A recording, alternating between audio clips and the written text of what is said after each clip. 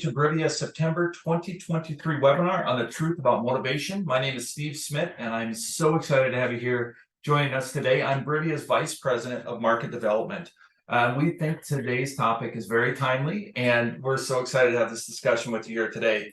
At Brivia, we make work better, and we do that by offering solutions to help your organization improve its culture, engagement, and leadership. We also provide free resources for leaders in this webinar. We do newsletters, we do frequent LinkedIn articles and posts as well. So we invite you to join us in the community.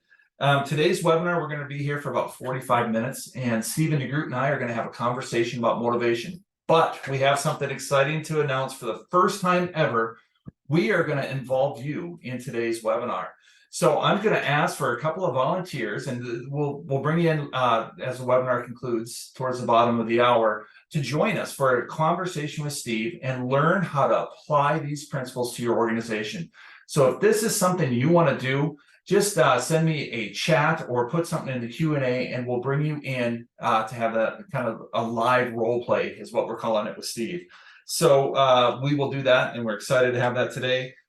Just so you know, too, this webinar is being recorded, and we will send a link of the recording to you tomorrow, along with a link to a very helpful handout as well. So you don't have to take notes. You can just sit here and enjoy this here with us today. As usual, we love audience participation. So I'm going to get you a chance to do that now. Why don't you just jump in the chat? Let us know who or where you're joining us from here today. That would be great. And while you're doing that, Steve, I'm going to get you to turn on your video and jump on in, and it's great to have you here as well. Hey, Steve. Hey, everybody. Can you hear me, Steve? Am I audible? Yeah, you bet. You bet. Your Awesome. presentation isn't showing here properly. Yeah, I'm going to stop sharing. For some reason, it's not sharing, and that's okay. We're going to get that fixed right away. Yeah. Awesome. Thank you so much for being here. And yeah, I'm super excited. I'm super stoked. I'm just going to share the screen. I see that there's a lot of people showing up here today, and we're totally pumped about this topic. So let me just get the PowerPoint up, because we know it can be super helpful, and we have an amazing team that helps us with this. Virgilio. All right, there we go. We're good to go. Awesome. All right. Well, Steve, what's something you're excited about today? What am I excited about? Sharing space with great people that showed up today, right? Leaders and aspiring leaders. I also love the topic. As a recovering academic, it's continue to be amazed by all the things that we research about, we write about, we talk about for decades, and we still stay stuck with. So I'm pumped about talking about motivation. It's been like held in the #1 and #2 spot in the world as the #1 concern for leaders, right? It's important for leaders everywhere, but also it's not just for leaders, right? It's parents, it's teachers, it's coaches, it's all of us, right? And while it's been pursued extensively, so many of us struggle with motivation in our lives and at work. And today I'm excited to make this thing we call motivation less of a mystery and way less messy. So I'm excited to share the 3 barriers and the truths. What about you, Steve? What are you excited about today? Yeah, thanks, Steve. I'm excited. Today is our 9th webinar of the year, and I think it's such a timely topic, as you just talked about, right? I look at fall as a time where you get that spring in your step, routines happening, kids are going back to school, and maybe you're a leader who's struggling with kind of scratching your head. How do I motivate my team? How do I actually get this mission accomplished here? So excited about that. And Steve, before we get into motivation, what's the latest update on your book? Oh, goodness, Steve, thanks for asking. It is live today. So I know there's people on the webinar that have been waiting for it and been saying, wait. The book, Getting to Better, is the landing page is up. The book is on its way. So they can go to gettingtobetter.com. The other way is if you want to stay in touch, the Brivia newsletter, LinkedIn, we're going to be reporting it out. But I'm excited. Only 25 years in the making, Steve. But super excited about it. It's Getting to Better at gettingtobetter.com. They can sign up, and there's going to be so many cool events and updates and sneak peeks and guests along the way. So yes, I'm pumped. Obviously, my energy just shot up a bunch. So awesome. We'll talk about that more in the future. Thank you. So for now, if they're interested, they can go to gettingtobetter.com. Yep. Okay, yep. Great. Yeah. All right.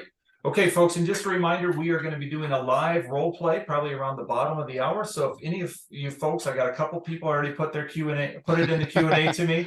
Let me know. I can't pick you all, but I'd love to. We're looking forward to that part. So Yeah. Steve, let's get into motivation. And why Yeah. don't we start off by telling us what motivation is? Well, so many definitions of it, but like many things, it's about the experience. And let's simplify it. Motivation is either a satisfying or deeply fulfilling experience. We've all felt it. We know what it's like when it's there.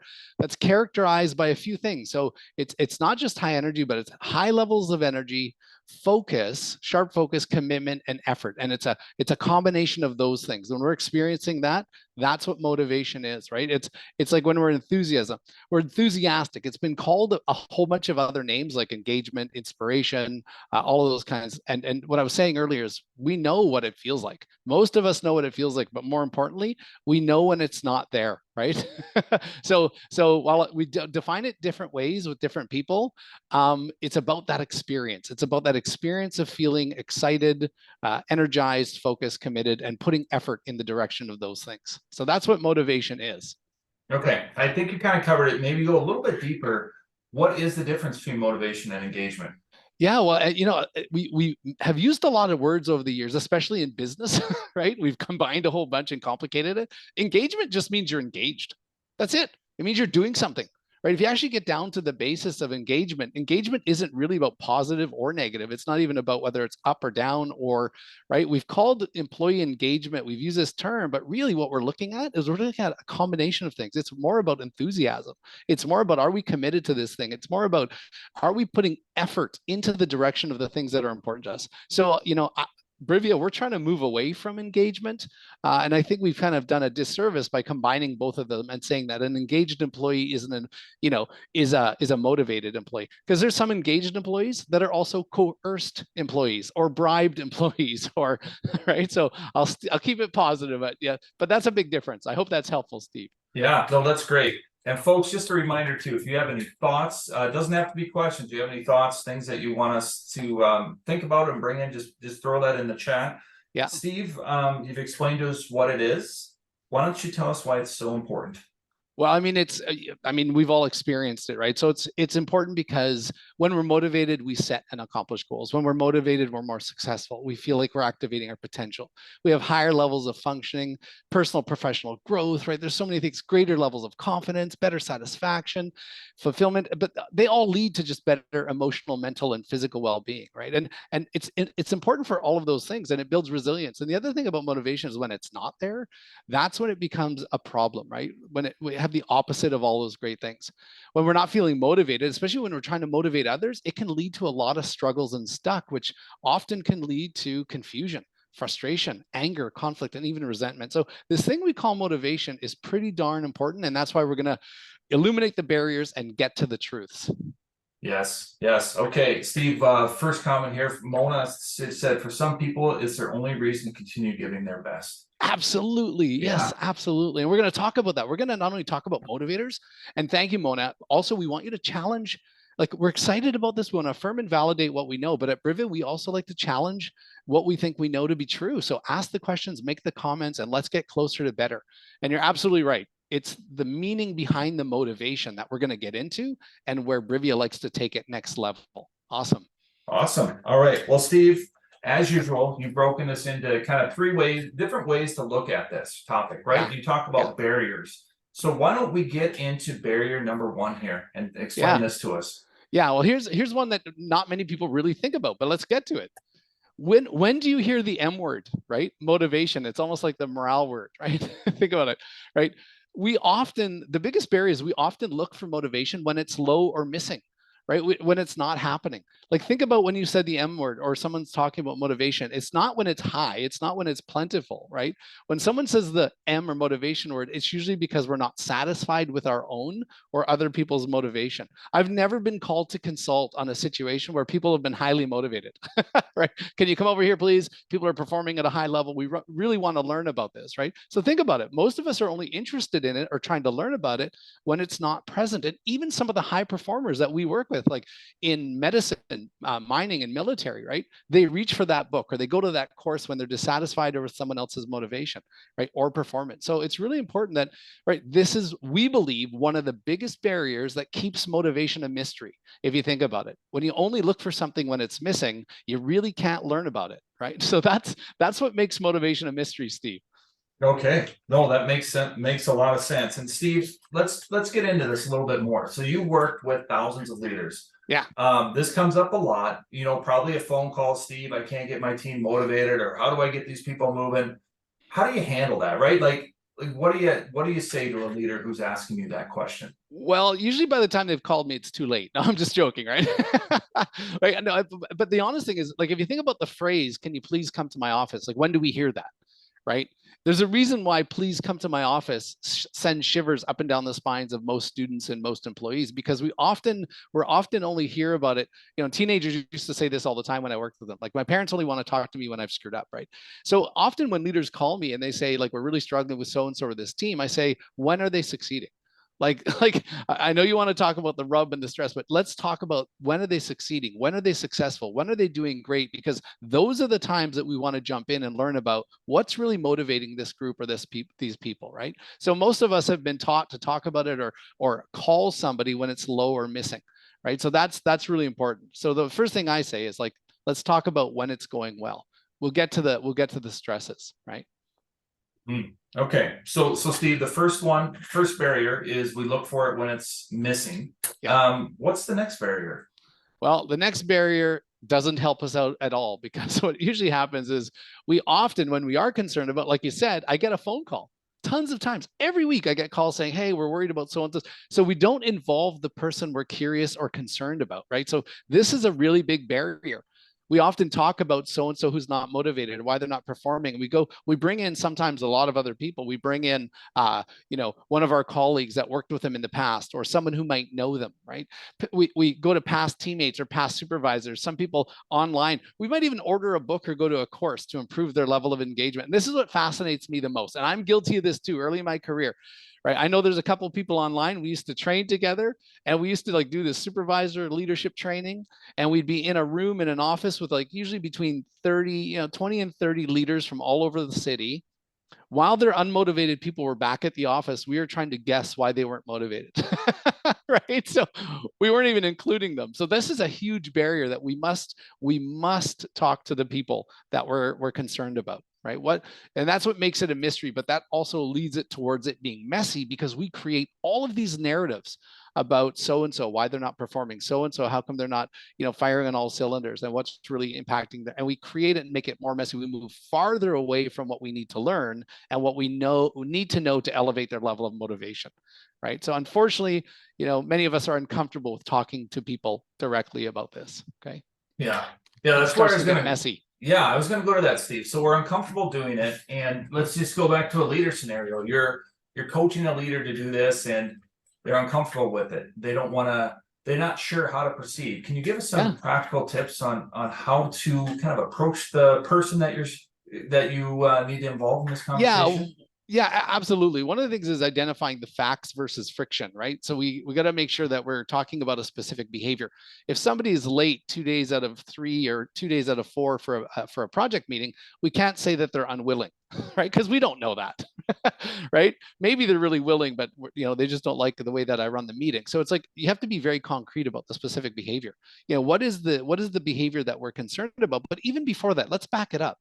This can't be the first time I'm looking at the participants online, right? This can't be the first time I'm asking Alex or Asif to come to my office, right? Because then we're at a disadvantage. If I've never talked to Brenda or Brian before this moment, and now I've got to talk to them about an issue, makes it more uncomfortable. And just as a starting point, many of us are uncomfortable. Two big reasons we do it. We call it the caring cowardice continuum.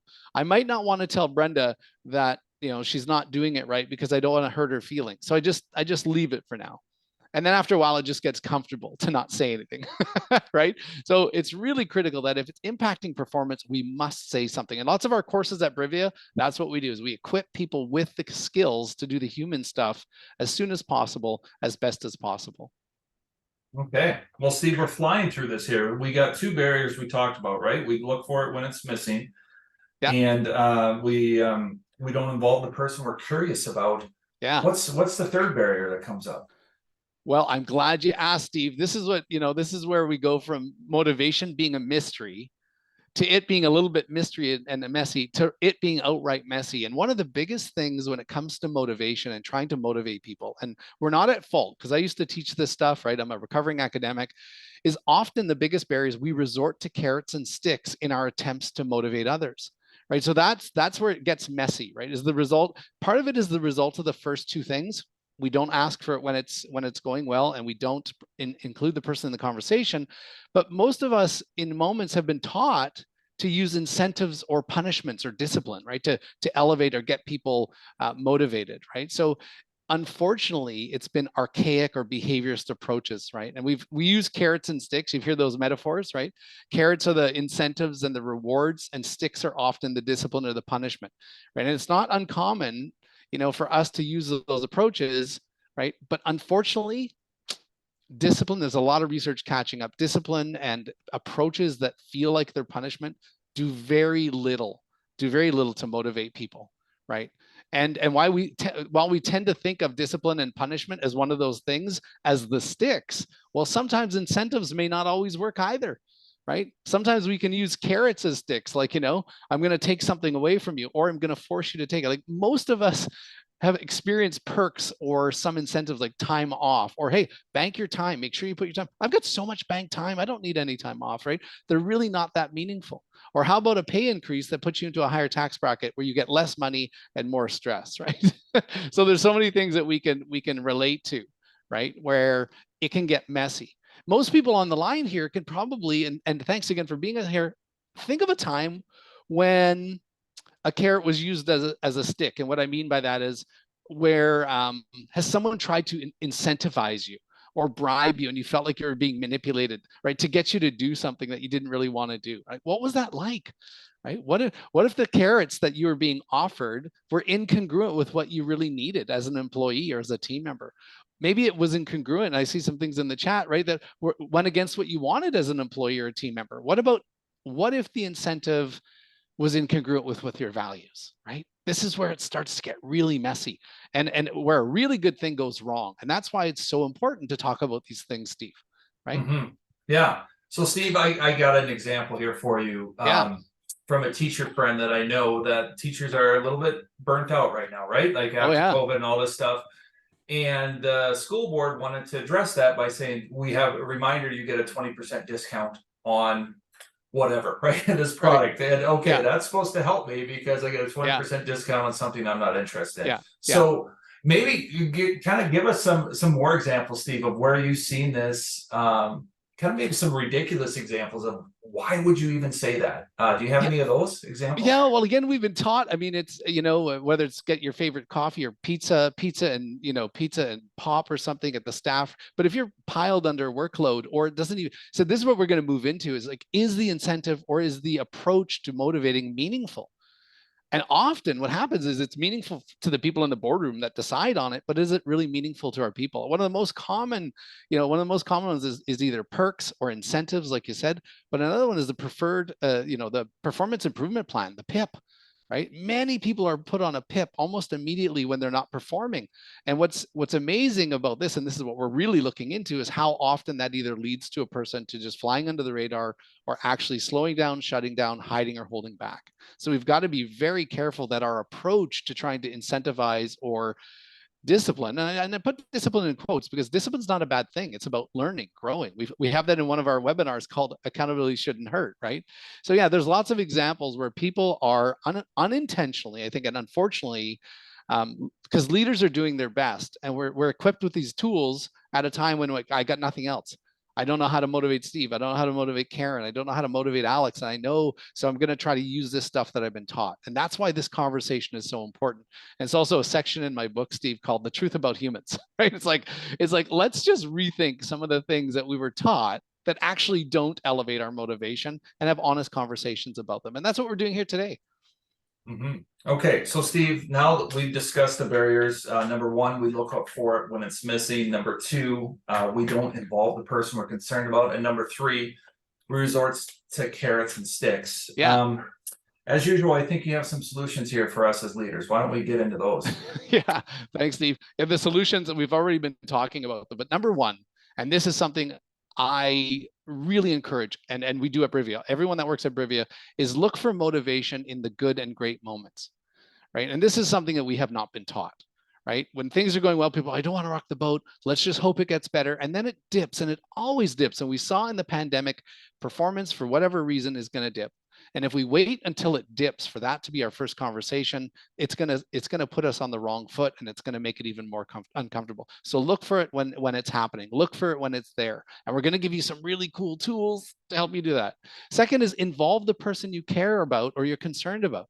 Right? If it's about them, not without them. That's what we say often, right? Is if someone comes to me and says, "Hey, I want to talk to you about Zachary," and it's like, "Okay, have you brought this to Zachary's attention?" Well, no, not yet. I'm going to guide them, gently guide them to either go to Zachary, either to go with me to Zachary, or have their permission for me to go on their behalf. But you can't change something. You can't be responsible for something you're not aware of. And the second one is leverage what you learn to plug them in. And I'm going to give some of our insight into the Brivia approach to how you plug people in. And I've been working on motivation since like 1993 with gang members, with kids in care, with out of control teens, moving into difficult employees and CEOs, all that kind of stuff, right? And we're going to show you how you can learn to plug somebody in just a moment. Not sure if that was helpful, Steve, but I'm gonna actually share really quickly without getting into it. How do you plug people in? Well, if you look at the screen, and some of our partners at Brivia are here, some of our clients, it's good to see you. Is we have a perspective at Brivia, and it's something I wrote about in the book and on the core algorithm, which is we all have something called our core four, our needs, values, goals, and strengths. And our motivators, once you understand your motivators, you can start to learn about these core four. And you can look to the motivators in the environment, and you can actually plug people in. And I'm going to give you an example of this right away. Okay, so what's really cool about this is we talk about motivators and the meaning within the motivators. So it's one thing to understand someone's motivator, like it's pay, or maybe it's recognition, or maybe it's, but what's the meaning in that motivator? How do we make a motivator more meaningful, or how do we make the environment more meaningful so that it elevates people's motivation? So this isn't important to know. You can back it up or watch it again. But the important thing that we've learned is that when people are experiencing meaning, they're highly motivated. And when they're highly motivated, they're performing really, really well. And when they're performing really well for longer periods of time, it actually increases their emotional, physical, social, overall well-being. So we're going to talk a little bit. We're going to move into an example. So we're going to have a couple. I want to show you how to do this. This is what I'm super excited. I'm trying to contain my excitement, is to give you the tool to not only find someone's motivator, but how to find the meaning within it that leads to more motivation and more motivators. Now, that might sound confusing, but I'm going to show you how to do that. Steve, how does that sound? That sounds great. And Steve, we have our first volunteer. I'm going to bring in, let me hit allow to talk. All Jade. right. Jade, are you with us? Hello, Jade. Hi, can you all hear me? Yes, we can. Welcome. How are you today? I'm better now that I'm watching this. Oh, good. So it's already helped. Awesome. So Jade, what we're going to do, can you still see the screen? Yes, I can. Okay, well, thank you for doing this, because we have not done a demonstration in all of our years publicly. So it's going to be really easy. All you have to do is be yourself. And I'm going to ask you to look at the screen and pick one of the motivators that stands out for you. And if it's not there, if you know that you have a motivator that's not there, you can just say something else, okay? And what I'm going to do, Jade, is I'm going to ask you a few questions, and then we're going to stop and talk about it. Now, I want the group to know I'm going to reveal the questions right away, and it's our handout. So everybody listening, we're just going to listen to Jade, and then I'm going to share the questions that I ask. Are you ready, Jade? Are you ready to have some fun?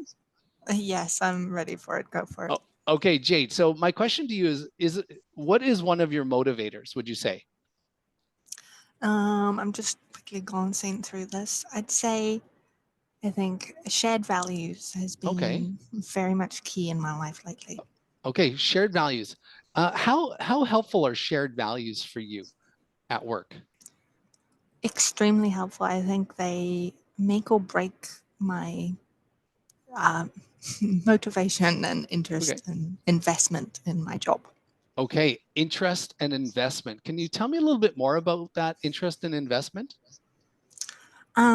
Sure. I think interest is, for me, I mean, of course, I had an interest in the job because I accepted it and I'm here.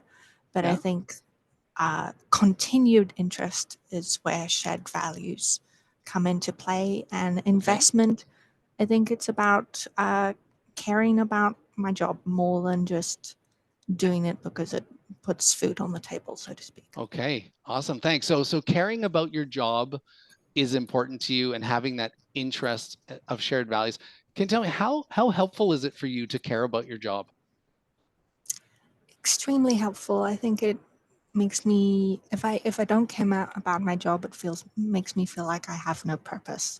Okay. So, yeah. Okay. So purpose, can you tell me just a little bit more about purpose? Sure. Purpose has always been a huge thing in my life and something I endeavor to always be there and present. Okay. And it makes me, it's purpose. I want to have something to live for, and without it, then I'm searching for something else to find purpose.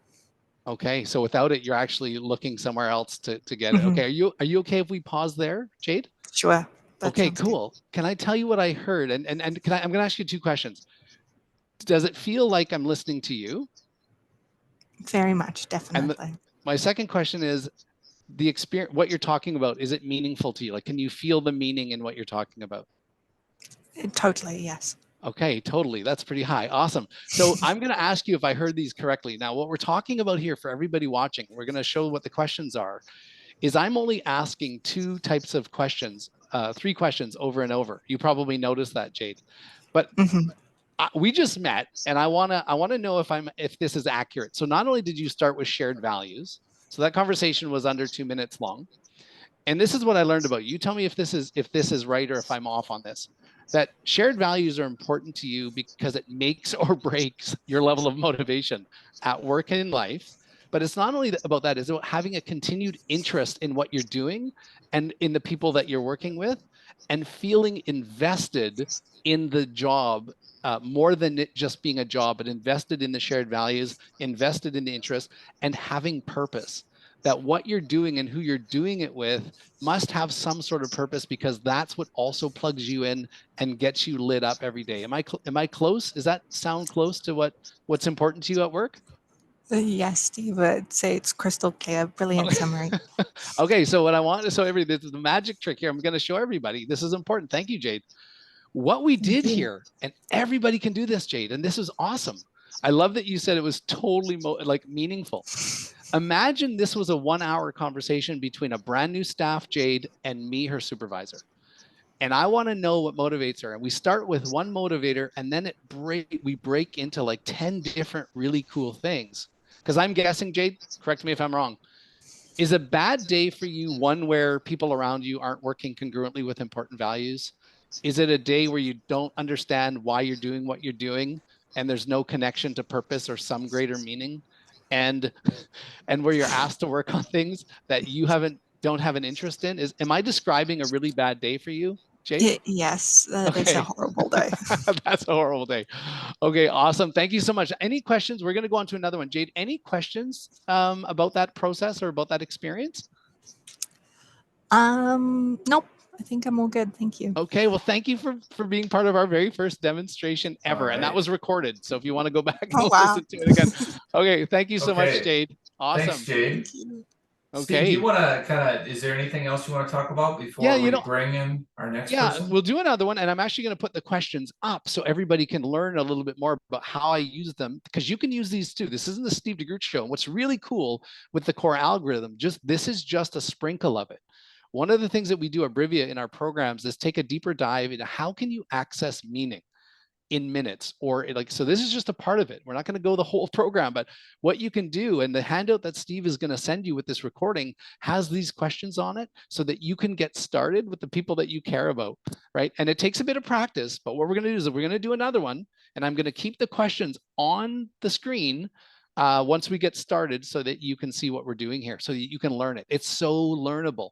Thank you, Jade, and thanks, Steve. Who's our next contestant on the well, the next one motivation we have joining us here is Michael Sherman. Michael, you are you able to speak? Yeah, can you hear me okay? Perfect, absolutely. Hey, Michael, thank you for joining us, Michael. It's so great to have you here. Sure, thanks for having me on. All right. And Jade went first. So you know you know the whole drill. We're going to do the exact same thing, but all you have to do, Michael, is be yourself. All right. Okay. And so can you see the screen? I can.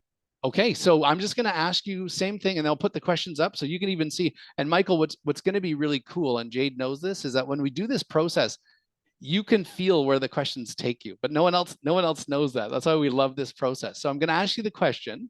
What would you say is one of your key motivators? If you can't see it on the screen, you can pick something else, like what part of your work do you like? But if you could pick one thing, what would you say motivates you? I would say probably people, relationships. Okay, so people in relationships, awesome. So I'm going to go to the questions. And so so when you say people in relationships, how are people in relationships helpful for you, Michael? Um, I need to know that I'm actually part of something that I guess impacts other people. Okay, I want to know that basically, what is the goal? What am I working towards? And how is okay, everyone else actually involved in it? How do all the pieces fit together? okay, awesome. So, oh, some really good stuff there. So you like to know that you're having an impact, and you want to know what the goal is that you're working on. Can you tell me a little bit more about the goal and having an impact, Michael?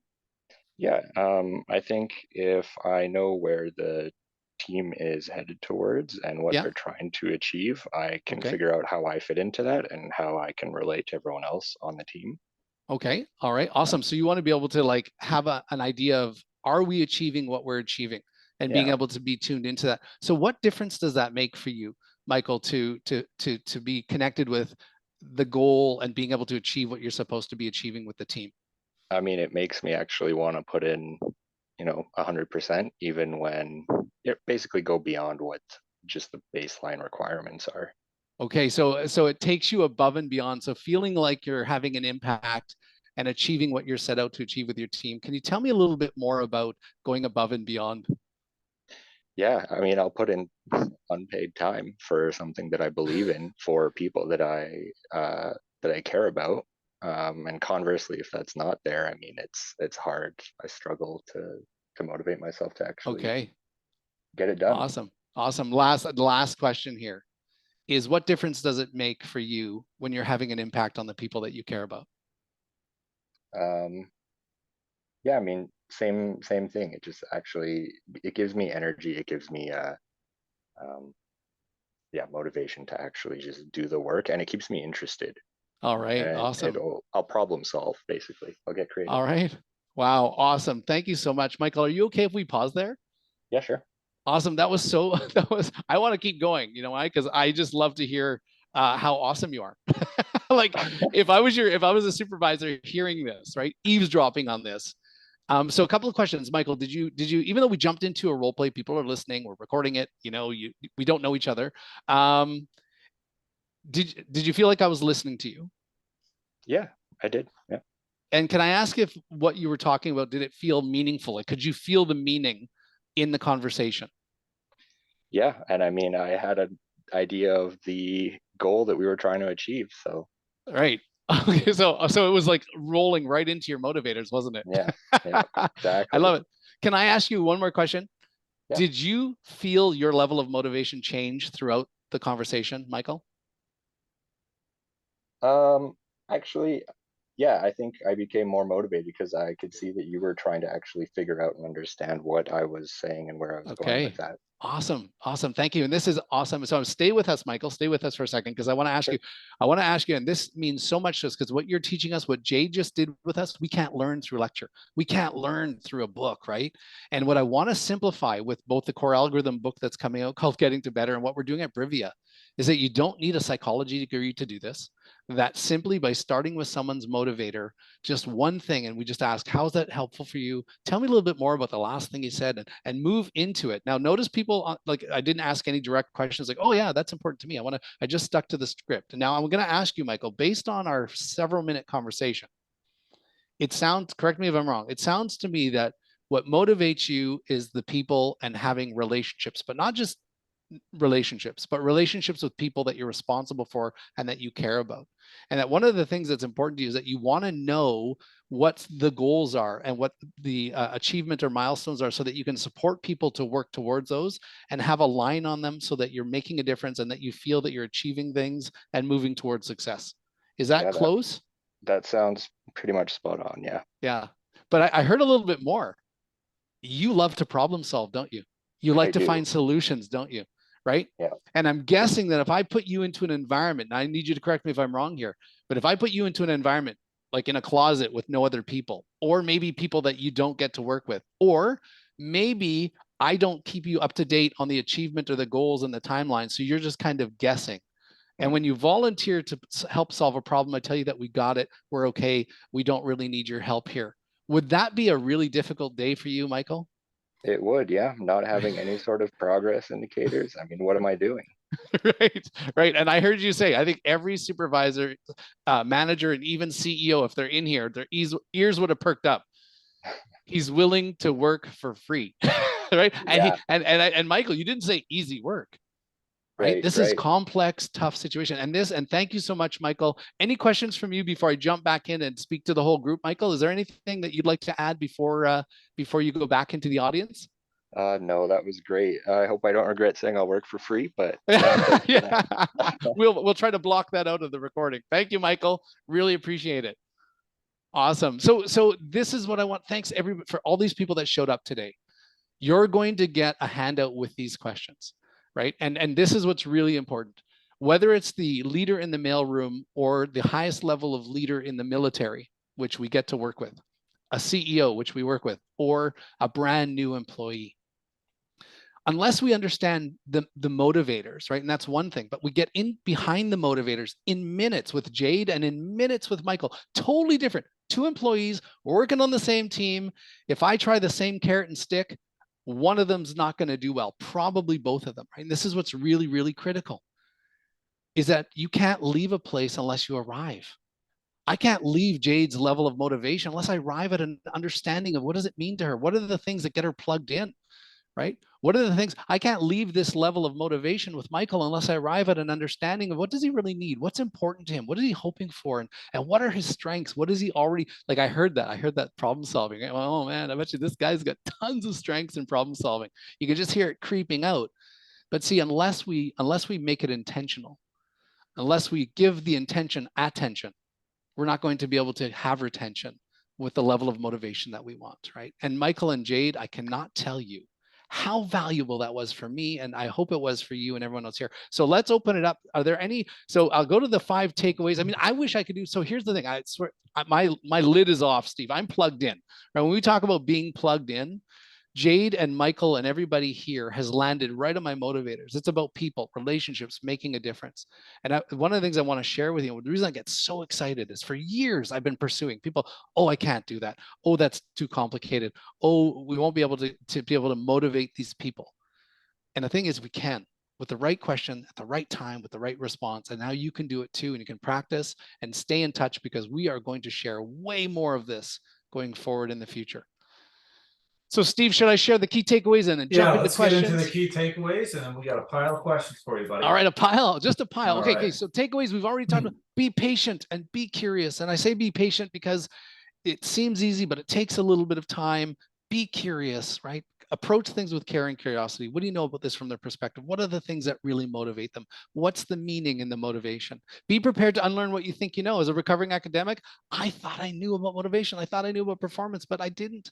Not to the extent that I thought. Start with good and great moments.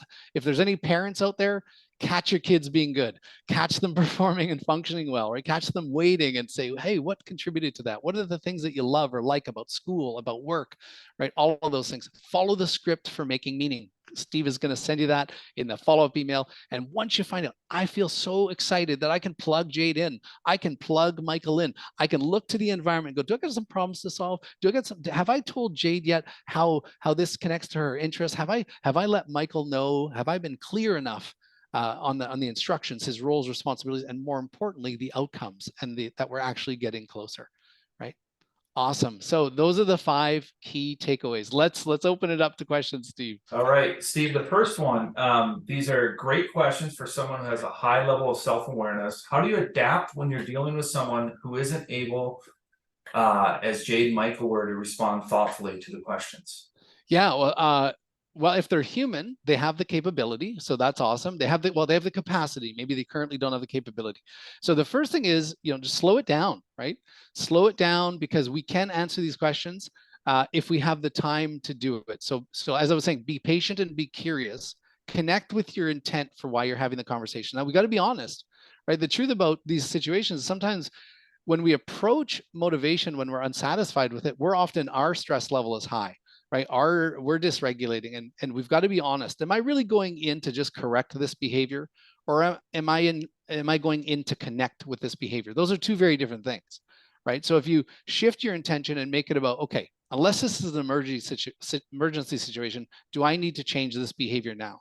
What can I learn about it? When is it happening? When are they succeeding? Where we can actually look to what are the things that are driving this behavior. So look for the good and the great, and move in with curiosity to connect, not to correct. Because if we try to correct before we connect, this is not going to work out.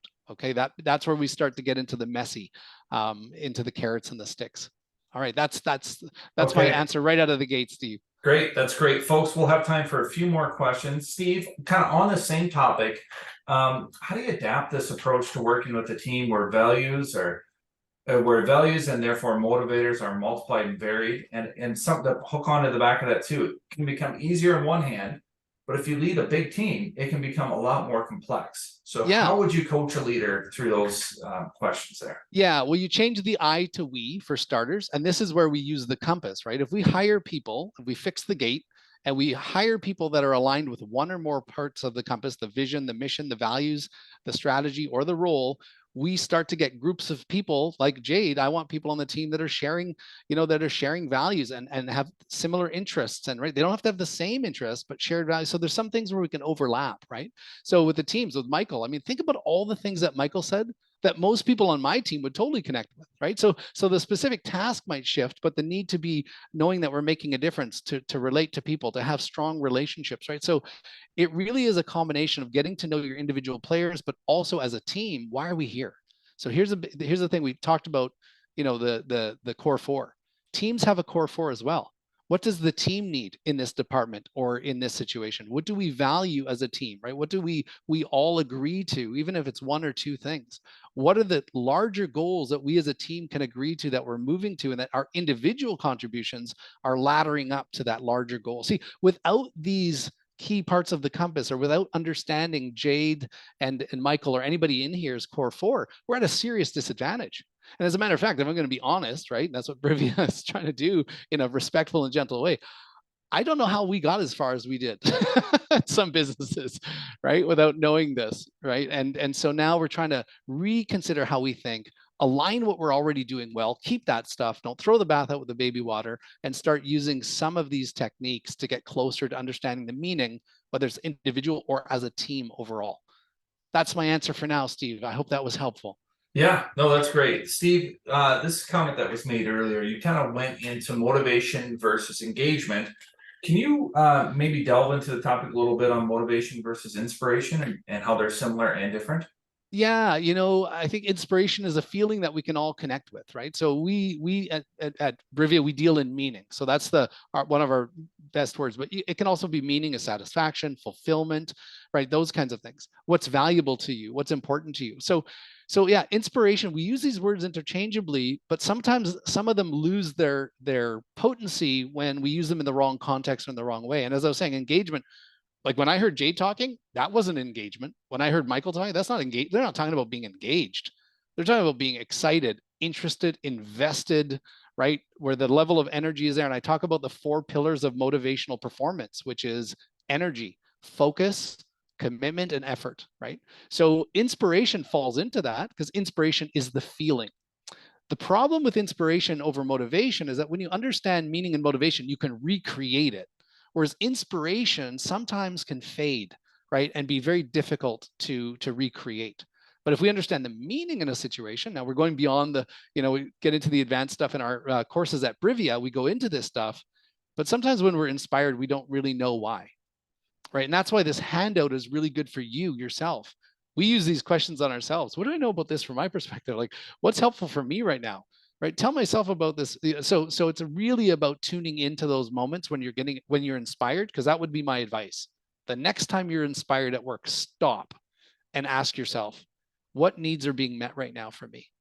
What goals are being accomplished? What strengths of mine are being leveraged? And what's really important? What values are being lived? And I'll tell you right now, you'll start tuning in, not just to the motivator, but where the power comes is when you understand the meaning in that motivator, because now you've got more to work with.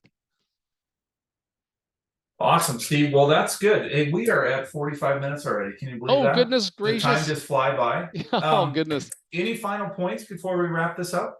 Just thank you to everybody. Thank you to you, Steve. Thanks to the team at Brivia, to Jade and Michael for taking such a great risk, for trusting us enough to come out and get involved and also teach us more about motivation. The other thing I want to say is go slow, have fun, right? The truth about us humans is we're not doing it all wrong. We're getting some of the stuff just a little bit wrong, right? And as we have honest conversations like this with each other, look for motivation when it's happening. Involve people that you're concerned about and learn what you leverage what you learn to plug them in. You're going to be better than okay. So I want to say thank you for being here. And Steve, back over to you. All right. Well, thank you, everyone. That wraps up today's webinar. We hope you enjoyed the session as much as we did. Thank you again to our active volunteers, Michael and Jade. That was amazing. As Steve mentioned, a link to this recording and the handout will be sent to you tomorrow. We want to keep the conversation going, though, don't we, Steve? So totally, yes. Reach out to us. You can get a hold of us, contact at briviaconsulting.com, or you can get us on LinkedIn. And I just wanted to let you know, leaders, you're not going to want to miss our October webinar. It's going to be called Intent versus Impact, 3 Ways Leaders Can Close the Gap. So more information will be to you in your inbox next week on that. And folks, again, we thank you for your time. It's one of the most precious gifts you can give us. We really enjoyed our session here today, and wishing you to have a great rest of your September. And we look forward to chatting with you in October. Have a great day, everyone. Take care, everyone.